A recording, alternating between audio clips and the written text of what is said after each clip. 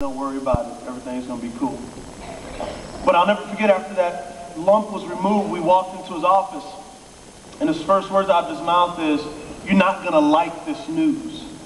Now, when he says that, immediately several conversations begin to take place. One, you're talking to God, because his next words were, "You have papillary carcinoma," which is cancer.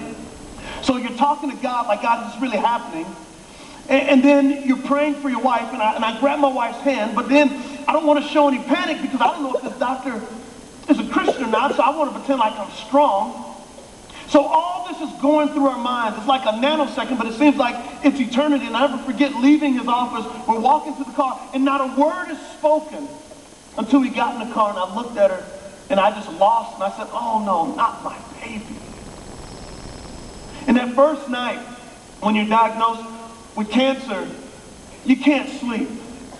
And so we're tossing and turning, and we're looking at each other in the eyes, and we're crying. And as the days go by, I begin to take my eyes off of God and put them on myself. And I was saying things like, "God, does anybody understand? Does anybody know what I'm going through? God, do you understand my pain?"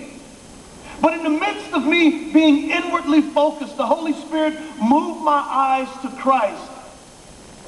And all these passages about Jesus and what we just seen is this: Jesus becomes a human being. And on the cross that he's dying for the world's sin. I want you to pause here.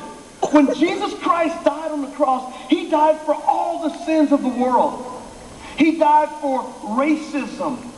He died for the sins of the genocide that's taken place in Darfur. He died for the sin of the pain that was caused when your parents got a divorce. Every sin that's ever occurred and that will ever occur was poured on Jesus. So the question is, does he not understand my pain or your pain? We don't understand his pain. That's what I love about our God, is that he's entered into our experience and he's entered into our pain. And he says, not only do I know how you feel, but I know how the entire world feels. You see, he knows about our pain because he's fully man. He's fully human. And he can do something about it because he's fully God.